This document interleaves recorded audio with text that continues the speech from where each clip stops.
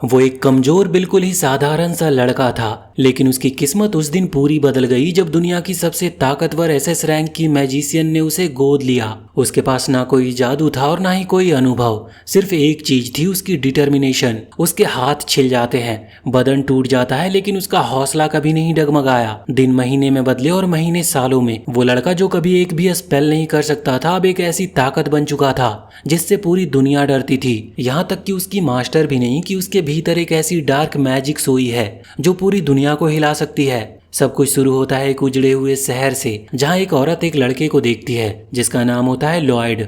वो लड़का किसी अनदेखी चीज को एकटक घूरे जा रहा था और ये अभी तक साफ नहीं होता कि वो देख क्या रहा था, लेकिन उस औरत को यकीन हो जाता है कि अगर ये लड़का उसकी टीम में शामिल हो गया तो वो डीमन लॉर्ड को भी हरा सकती है। वो अपनी सारे जज्बातों को दबाकर लॉयड को गले लगा लेती है, लेकिन वो अभी भी पूरी तरह से खोया हुआ था। थोड़ी देर के बाद वो उसे अपने घर पर ले जाती है और दिखाती है कि वो अपने हाथों से फायर को समन कर सकती है। लॉयड पहली बार कोई जादू अपनी आंखों से देख रहा था। उसे सब कुछ बिल्कुल अनरियल लग रहा था, लेकिन औरत उसे साफ कहती है कि जो मैंने किया ना वही तुम्हें करना है, वरना तुम्हें डिनर नहीं मिलेगा। लॉयड को कोई इंस्ट्रक्शन नहीं मिलता, ना कोई गाइड, लेकिन फिर भी वो दिन भर कोशिश करता है और शाम तक एक छोटी सी फायर बॉल बना लेता है। औरत उससे थोड़ा इम्प्रेस होती है, पर उसकी एक्सपेक्टेशंस कहीं ऊपर थी। वो लिटरली लॉयड से जलते हुए कहती है कि तुम्हें अभी बहुत कुछ सीखना है।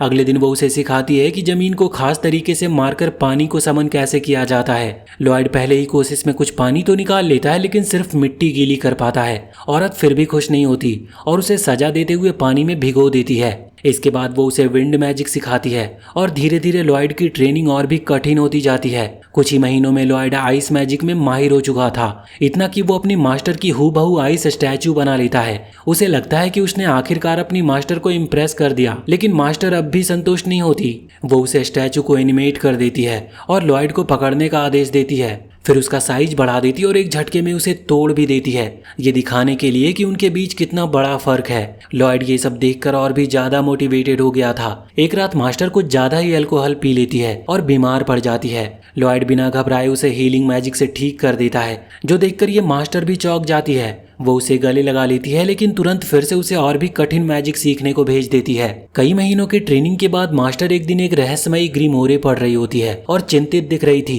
तभी लॉयड आता और किताब उसके हाथ से गिर जाती है। जैसे ही वो उसे छूता है कुछ ट्रिगर हो जाता है और वो वहीं पर बेहोश हो गया था। मास्टर समझ जाती है कि लॉयड में चोजन वन बनने की पोटेंशियल है। शायद वो खुद भी एक चोजन वन नहीं रही, लेकिन ये बात साफ नहीं है और वो नहीं चाहती कि लॉयड उसकी तरह ओवर कॉन्फिडेंट बने। इसीलिए लॉयड जब सो रहा होता है तो वो उसके माथे पर एक किस करके उस पर एक स्पेल डाल देती है, जो शायद उसकी पावर को लिमिट करने के लिए था। अगली सुबह वो लॉयड को व्हाइट मेज के बारे में बताती है, जो हीलिंग और सपोर्टिव मैजिक के लिए जाने जाते हैं।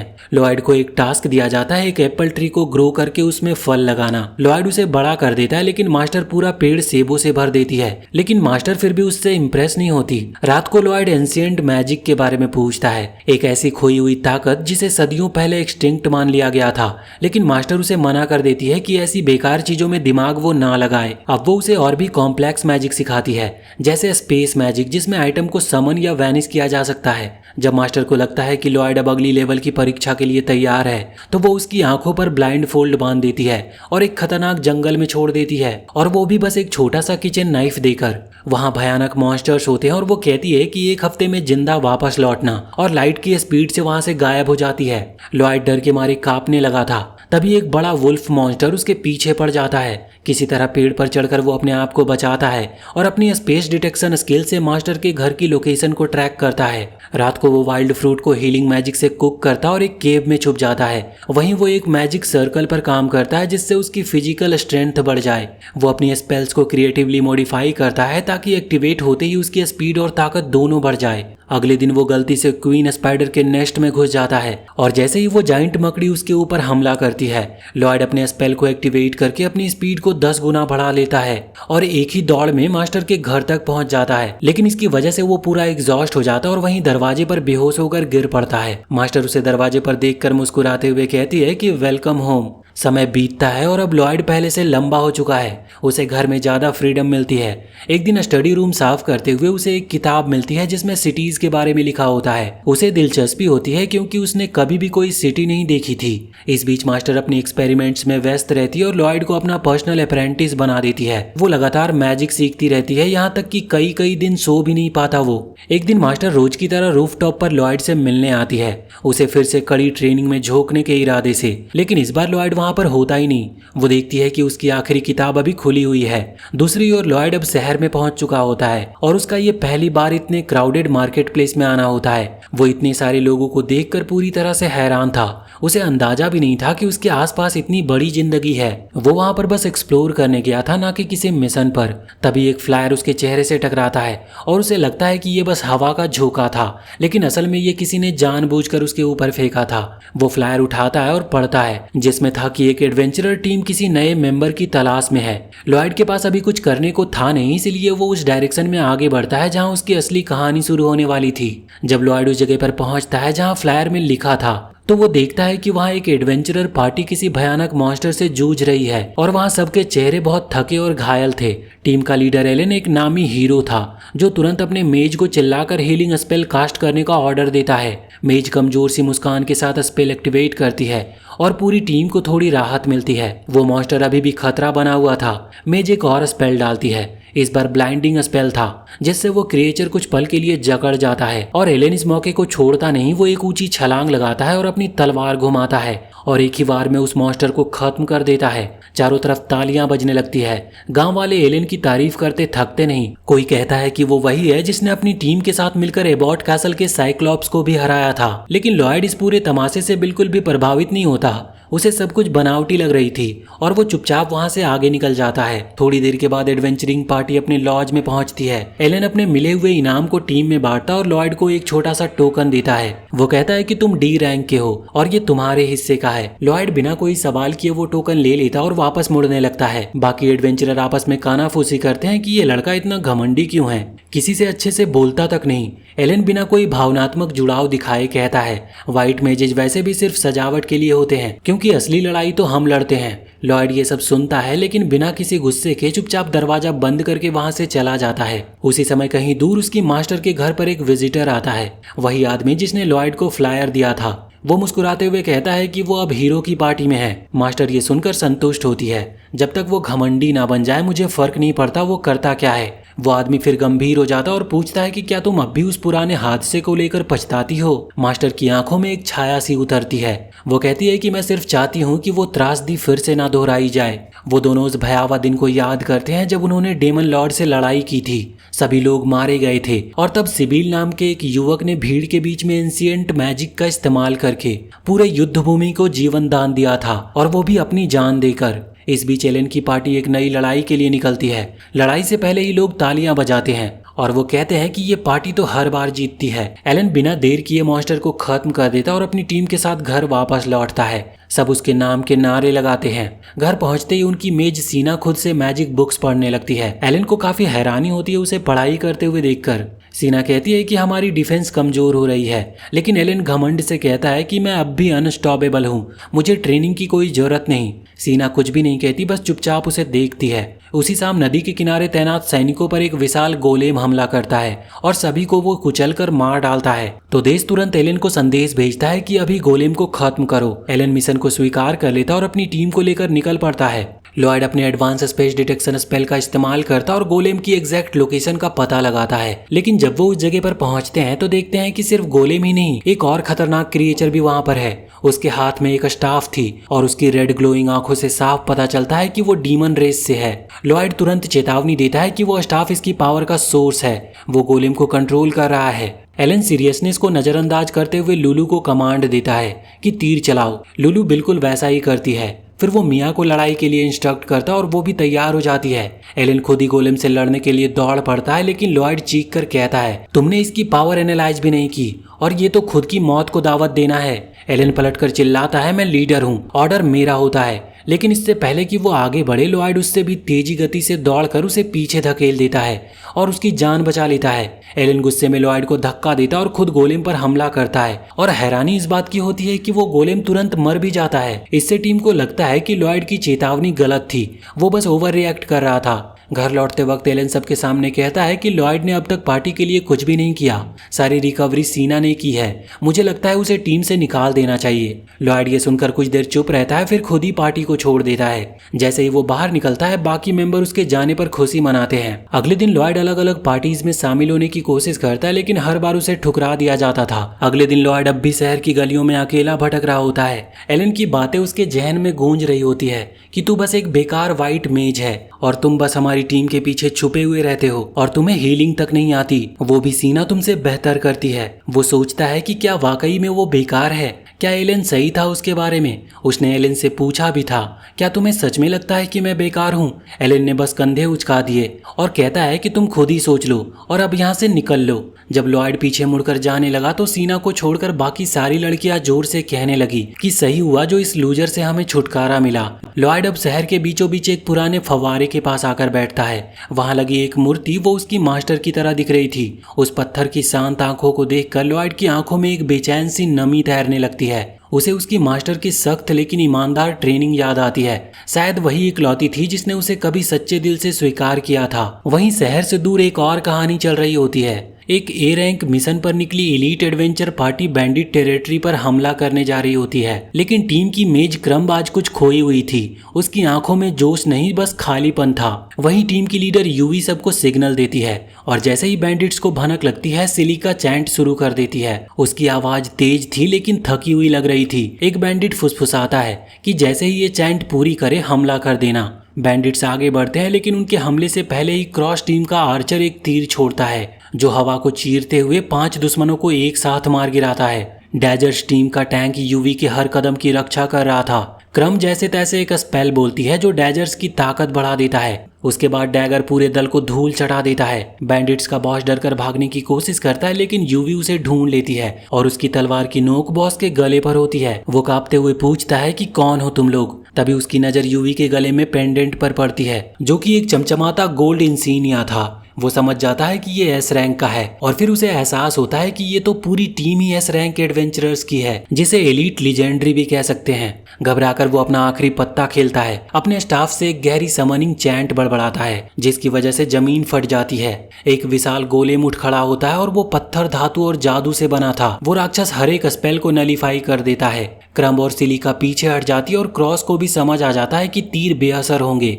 अब बस यूवी और डैगर्स ही बचे होते हैं। यूवी आगे बढ़ती है पूरे आत्मविश्वास से भरपूर और गोलेम पर पूरा जोर लगाकर वो वार करती है, लेकिन तलवार बस छिलके जितना असर कर पाती है। यूवी पीछे मुड़कर चिल्लाती है कि क्रम्ब स्ट्रेंथ बूस्ट करो, लेकिन क्रम्ब यहाँ पर एक मूर्ति बन चुका होता है। उसकी आंखों में सिर्फ भ्रम होती है। यूवी को और तेज चिल्लाना पड़ता है। वो कहती है कि अभी नहीं तो कभी नहीं। आखिरकार किसी तरह क्रम्ब जागती है और सेकी हैंड से स्पेल को कास्ट करती है। यूवी की ताकत 5 गुना बढ़ जाती है और वो चिल्लाकर एक ही वार में गोलेम को बीच से चीर देती है और यहाँ पर लड़ाई खत्म होती है। क्रम सिर झुकाए खड़ी होती है तो यूवी उसके पास आती है और पूछती है कि क्या हुआ था। क्रम टूटे हुए स्वर में जवाब देती है कि मैं अब इस टीम के लायक नहीं हूँ। वो कहती है कि क्या ये सिल्विया की वजह से है। क्रम जवाब देने ही वाली थी कि सीन फिर से लॉयड की तरफ शिफ्ट होता है। ये तीसरा दिन था और अब तक कोई भी टीम उसे स्वीकार नहीं कर पाई थी। तभी गिल्ड हॉल में एक तेज आवाज गूंजती है कि मुझे एक वाइट मेज चाहिए और वो भी तुरंत अभी के अभी। क्रम अब शायद टीम से बाहर है और यूवी को तुरंत ही कोई चाहिए। लॉयड बिना देरी किए पास आता है और वो कहता है कि मैं एक वाइट मेज हूँ। यूवी उसकी ओर देखती और ना कोई फॉर्मेलिटीज और ना कोई रैंक पूछना, बस उसका हाथ पकड़ती और कहती है कि ग्रेट, तुम हमारे साथ चल रहे हो। लॉयड कुछ कह भी नहीं पाता कि वो उसे गिल्ड से बाहर खींच लेती है। टीम के बेस पर पहुंचकर यूवी लॉयड को सबके सामने खड़ा कर देती है और कहती है कि ये है हमारा नया मेंबर। ये देखकर क्रॉस सिर पकड़ लेता है और कहता है कि तुमने फिर से बिना कुछ बताए किसी को पकड़ लाया। डैगर हंसता है और कहता है कि यही तो क्लासिक यूवी की पहचान है। यूवी मुस्कुराते हुए कहती है कि हमें तुरंत एक मिशन के लिए निकलना है और क्योंकि क्रम्ब अब नहीं है इसीलिए हमें एक मेज चाहिए था और यही मिला। लॉयड उस एलीट टीम में खुद को बहुत छोटा महसूस कर रहा था और वो कहता है कि मैं बस हीलिंग जानता हूँ। यूवी सीधा सवाल करती है कि कोई भी मैजिक दिखाओ। लॉयड हिचकिचाता है लेकिन फिर आंखें बंद करता है और अपना स्टाफ समन करता है और वो भी बिना किसी चैंट के। सबकी आंखें चौड़ी हो जाती है। इसके बाद लॉयड अपनी हथेली हवा में उठाता है और बिना किसी स्पेल के पूरी टीम की फिजिकल स्ट्रेंथ को इनहेंस कर देता है। पहले तो किसी को कुछ महसूस नहीं होता। यूवी एक पेड़ की ओर जाती है और हल्का सा वार करती है और वो पूरा पेड़ 2 हिस्सों में गिर जाता है। लॉयड धीरे से कहता है कि मैंने 5 लेयर्स डाली है, क्योंकि अगर सिर्फ एक स्पेल लगाता तो कमजोर होता। क्रॉस धीमे से कहता है कि क्रम तो इसके आसपास भी नहीं थी। लॉयड यहाँ पर फिर भी खुद को ही दोष दे रहा था और शायद मैं अब भी मीडियोकर ही हूँ। वो समझ नहीं पा रहा था कि उसकी असली ताकत क्या है, क्योंकि इतनी बार अपमानित होने के बाद वो खुद को बहुत छोटा समझने लगा था और लॉयड की सेल्फ एस्टीम बिल्कुल जमीन पर पड़ी थी इस वक्त। लॉयड सोचता है कि उसने उन्हें इम्प्रेस नहीं किया और कहता है कि वो उनकी टीम के लिए एक बेकार एडिशन नहीं बनना चाहता, इसीलिए वो वहां से चला जाता है। शुरू में सब इतने ज्यादा स्टंड होते हैं कि कुछ बोल ही नहीं पाते। यूवी जल्दी खुद को संभालती है और जितना जोर से चिल्ला सकती है उतनी जोर से चिल्लाती है कि वापस आ जाओ। लॉयड रुककर कम से कम ये जानने के लिए वापस आता है कि वो कहना क्या चाहते हैं। वो उन्हें बताता है कि वो कहाँ से आया है और कैसे हीरो की टीम ने उसे बेकार समझकर निकाल दिया। यूवी हैरान होती है ये जानकर कि वो कभी हीरो की टीम का हिस्सा था, लेकिन लॉयड कहता है कि उन्हें चौंकने की जरूरत नहीं, क्योंकि वो इतना अच्छा नहीं है। सच में उस लड़के की सेल्फ एस्टीम तो जैसे नर्क में पहुंच चुकी थी। वो उन्हें सलाह देता है कि वो अपनी पुरानी व्हाइट मेज को वापस ले आएं, क्योंकि वही उनके लिए बेहतर रहेगा। वो उसे क्रम के बारे में बताते हैं। वो बहुत अच्छी थी और उनकी टीम में थी, लेकिन उसकी एक बहन है सिल्विए, जो कि बीमार है। पहले क्रम एडवेंचरर का काम करती थी और साथ ही अपनी बहन की देखभाल भी करती थी, लेकिन हाल ही में वो और भी ज़्यादा थकने लगी है और इसका असर उसके काम पर भी दिखने लगा था। अपनी आखिरी लड़ाई में वो इतनी ज़्यादा डिस्ट्रैक्टेड थी कि पूरी टीम को खतरे में डाल दिया था। हालांकि टीम के सभी लोग चाहते थे कि वो टीम में बनी रहे, लेकिन क्रम खुद उनकी चिंता में इतना घुल गई कि उसने रिजाइन करने का फैसला कर लिया। आमतौर पर वो लोग व्हाइट मेज के बिना भी सर्वाइव कर सकते थे, लेकिन जब उन्हें ए रैंक क्वेस्ट लेनी होती है तब उनके लिए व्हाइट मेज जरूरी हो जाता है, वरना वो जिंदा नहीं बच सकते। क्रम टीम के लिए सिर्फ एक जरूरी सदस्य ही नहीं थी, बल्कि एक अच्छी दोस्त भी थी। यूवी कहती है कि वो क्रम को लेकर बहुत चिंतित है और बाकी मेंबर्स भी अपनी चिंता जाहिर करते हैं। लॉयड ये देख सकता था कि वो सच में परेशान है और सोचता है कि शायद वो लोग क्रम को टीममेट से ज्यादा एक दोस्त मानते हैं। जब वो हाँ कहते हैं तो लॉयड सोचता है कि क्रम कितनी लकी है कि उसके पास इतने अच्छे टीममेट्स हैं, बिल्कुल उसके पुराने साथियों के उल्टा। लॉयड सिल्विया की बीमारी के बारे में पूछता है और उन्हें पता चलता है कि सिल्विया धीरे धीरे एक मैजिक स्टोन में बदल रही है। उसे वो दिन याद आता है जब वो अपनी मास्टर के साथ मैजिक स्टोन पर किताब पढ़ रहा था और उसने पूछा था कि क्या ये स्थिति रिवर्सिबल है, और उसकी मास्टर ने हाँ कहा था। अब उसे लगता है कि वो सिल्विया की मदद कर सकता है, इसीलिए वो यूवी से कहता है कि उसे क्रम के घर पर ले चले। वो क्रम के घर पर पहुंचते हैं और क्रम दरवाजा खोलती है। वो बैठकर बातें करते हैं और लॉयड उससे बीमारी के बारे में पूछता है। क्रम बताती है कि वो और उसकी बहनें दोनों एडवेंचरर थे। एक दिन वो एक मिशन पर गए जहां सिल्विया बहुत जख्मी हो गई। क्रम को नहीं पता कि सिल्विया के साथ क्या हुआ था, क्योंकि वो उस वक्त वहां पर नहीं थी। जब वो आई तो सिल्विया पहले से घायल थी। लॉयड बीमारी के संकेत के बारे में पूछता है और क्रम उन्हें सिल्विया के कमरे में ले जाती है। जैसे ही दरवाजा खुलता है लॉयड को उस कमरे से जबरदस्त मैजिक पावर का एहसास होता है। क्रम पास जाकर चादर हटाती है और दिखाती है कि सिल्विया के पैर और हाथ पत्थर के बन चुके हैं। वो बताती है कि धीरे धीरे सिल्विया पूरी तरह से पत्थर में बदल जाएगी। लॉयड कहता है कि उसे लगता है वो सिल्विया को हील कर सकता है, लेकिन क्रम उस पर विश्वास नहीं करती। वो बताती है कि उसने कई सारे एडवांस्ड मेजेस से संपर्क किया था, लेकिन कोई कुछ कर नहीं पाया। इसीलिए वो मानती है कि कोई ऑर्डिनरी व्हाइट मेज कुछ भी नहीं कर सकता। हालांकि लॉयड पूछता है कि क्या इंजरी एक केव में हुई थी, तो क्रम चौंक कर हाँ कहती है। लॉयड इंजरी के ओरिजिन को चेक करता और कंफर्म करता है कि सिल्विया के शरीर में जो मैजिक पावर फैल रही है वो मैजिक स्टोन के सिम्टम्स की वजह से है। क्रम को अभी भी उस पर शक हो रहा था, लेकिन लॉयड कहता है कि उसके मास्टर ने कहा था ये ठीक किया जा सकता है। यूवी भी क्रम को लॉयड पर विश्वास करने की सलाह देती है, तो क्रम उसे ट्राई करने देती है। लॉयड आगे बढ़ता और अपना स्टाफ निकालता है। वो एक पावरफुल मैजिक कास्ट करता है जिससे वो खुद को बहुत ही कमजोर महसूस करता है। वो बताता है कि उसने एक ऐसा मैजिक किया है जो सिल्विया के शरीर में फैली हुई मैजिक पावर को रिवर्स करेगा। असल समस्या वही ओवरफ्लोइंग पावर की थी। अगर वो उसे कम कर सके तो हीलिंग मुमकिन है। इसके बाद वो एक हीलिंग स्पेल को कास्ट करता है। क्रम उसे आश्चर्य से देखती है और कहती है कि ये हीलिंग पावर आम नहीं है। लॉयड मानता है कि ये थोड़ा अलग है और ये बहुत ज्यादा मैजिक पावर कंज्यूम करता है, लेकिन फिर भी वो कहता है कि ये बस एक ऑर्डिनरी हीलिंग स्पेल है और स्पेल अपना जारी रखता है। यूवी क्रम से पूछती है कि उसे ये पावर कैसी लगी, और क्रम ये मानने पर मजबूर हो जाती है कि ये मैजिक बिल्कुल भी ऑर्डिनरी नहीं है। और ये बात तो और भी हैरानी वाली थी कि लॉयड एक साथ 2 अलग अलग स्पेल को कास्ट कर रहा था और फिर भी उसमें इतनी पावर और मेंटल स्ट्रेंथ है कि वो दोनों को सस्टेन कर सके। यूवी क्रम का ध्यान ध्यान इस ओर दिलाती है कि सिल्विया का शरीर वापस नॉर्मल हो रहा है। क्रम दौड़कर अपनी बहन का हाथ पकड़ती है क्योंकि सिल्विया अब धीरे धीरे नॉर्मल हो रही थी। सब लोग हैरान और बहुत खुश भी लग रहे थे। क्रम बहुत ज्यादा ग्रेटफुल थी, लेकिन बताती है कि वो अब टीम में वापस नहीं लौट पाएगी क्योंकि सिल्विया के रिकवर होते ही वो दोनों साथ में एडवेंचर पर निकलेंगे। वो बाद में सभी को ट्रीट देने का वादा करती है और लॉयड से कहती है कि अब वो निश्चिंत है कि टीम लॉयड के साथ सेफ है। लेकिन लॉयड जवाब देता है कि वो अभी टीम का हिस्सा नहीं है और क्रम ये सुनकर हैरान हो जाती है कि वो अब भी खुद पर शक कर रहा है। पार्टी डिनर के लिए बाहर जाती है और यूवी बाकियों को बताती है कि लॉयड ने क्या क्रेजी काम किया है और कैसे उसने सिल्विया को जादुई तरीके से रिकवर कर दिया। भले ही वो लॉयड की काफी तारीफ करती रहे, लॉयड अब भी यही सोचता है कि वो काफी नहीं है, जिससे यूवी उसे कहती है कि मोडेस्टी को वो छोड़ दे। वो कहती है कि लॉयड ने बहुत अच्छा काम किया है, लेकिन लॉयड अब भी मानता है कि ये कोई बड़ी बात नहीं थी। वो टीम से माफी मांगता है कि क्रम को वापस नहीं ला सका, लेकिन ये फिलहाल उनकी चिंता नहीं थी। वो पहले सेलिब्रेशन करना चाहते थे, उसके बाद आगे की सोचेंगे। वो सभी अपने फ्यूचर प्लान्स के बारे में बात कर रहे थे और लॉयड सोचता है कि हीरो की टीम ने उसके साथ कैसे फील कराया था और अब उसे कैसा महसूस हो रहा है। वो उनसे पूछता है कि क्या वो उनकी टीम में शामिल हो सकता है। सभी लोग ये सुनकर हैरान होते हैं क्योंकि पहले उसने मना कर दिया था। वो बताते हैं कि वो सभी भी उसके साथ काम करना चाहते हैं और लॉयड अब ऑफिशियल रूप से उस टीम का हिस्सा बन चुका था। और आगे कहानी में क्या होगा ये हम अगले पार्ट में देखेंगे। तो वीडियो अगर पसंद आई हो तो चैनल को सब्सक्राइब करके बेल आइकन जरूर दबा लें और कमेंट सेक्शन में हमें बताएं कि आगे हमें ये कहानी लानी चाहिए या नहीं।